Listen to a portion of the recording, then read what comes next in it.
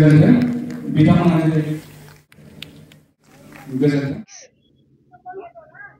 बर' सावथुन मुलुगनि जि फेस्टिभेल खुंनो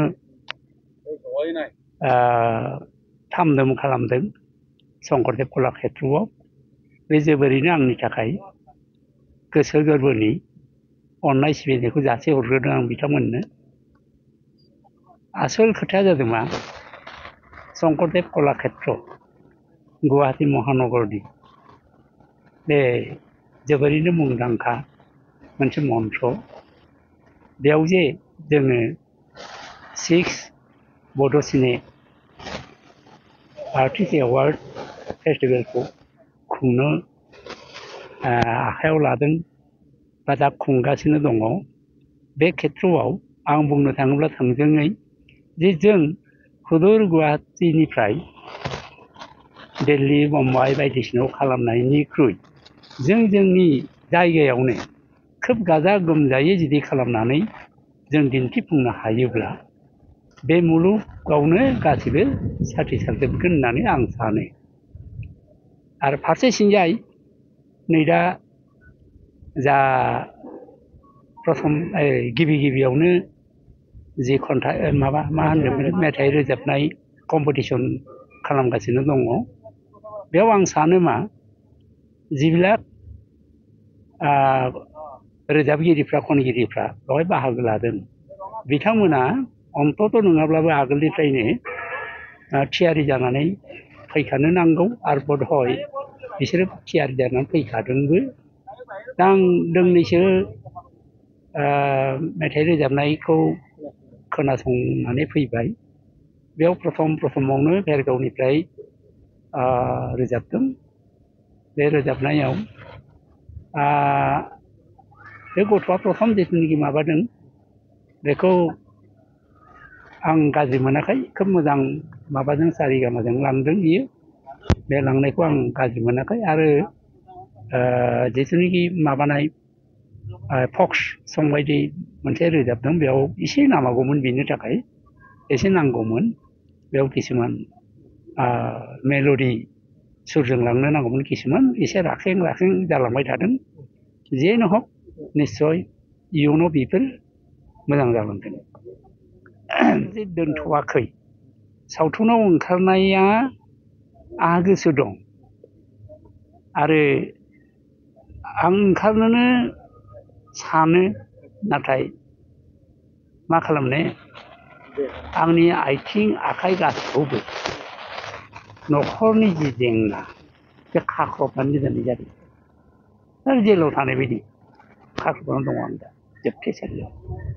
मानो दुखु फोरमायनो गोनाङा नैबेनो जे प्रथमावनो 1919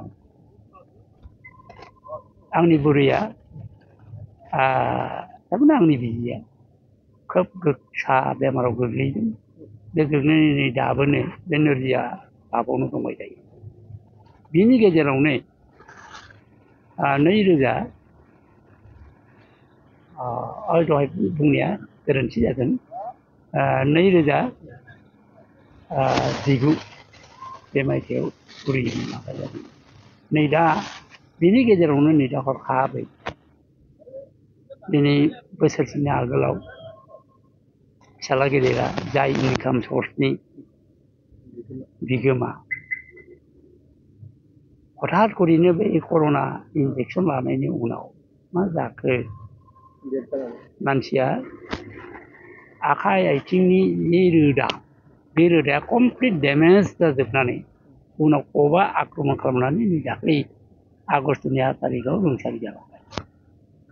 दा गतिके बेबो मोनसे जाहोन जाबाय। दा रावबो गैया बिहामजो आं आरो बुरैल'। नैबे फारसेथिंजाय थायो आंनि फिसौलाफ्रा आं बहाय थाया दाथालफोराव थायो आङो। दा बेबायदिनो हरखाबै थैलांबाय। दा बुरैयाबो बे अबस्था। दा बुरैया फैयै फैनानै थाबायनायाथ' बेनोसै हाखाया फारसेथिं मेगनाबो दा मोजाङै नुनो मोनला आरो खोमायाबो खोनाया हर जुलुमनि गेजेराव दङ। दा ओंखायनो आङो गोजान जायगायाव हर थानो थांनो हाया।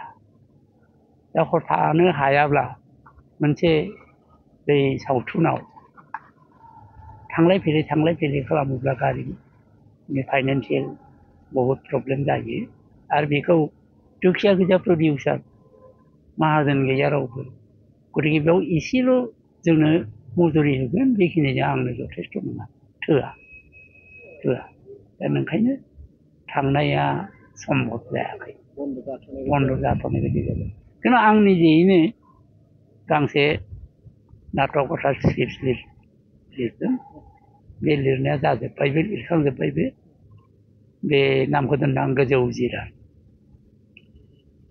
नोंथाङा दाथ' गारामाया जाथारला ओरैनो जास्ट आबौ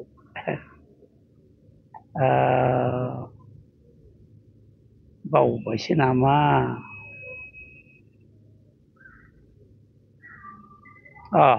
गोसोआव फैदों खनथारनांगोन नामा एसे सिरि खननानै दिन्थिनो हागोन बै दाख्लै दिरिं दैसायाव जेला नोंसोर दुगैनो थांदोंमोन एला मानो नायख्लिङा नोंसोरो आंखौ नोंसोरनि मेगन खनाजों नायख्लिं जानाया बेसे दुखुमोन सना बेसे दाहामोन बेबायदिनो रोजाबोमोन आरो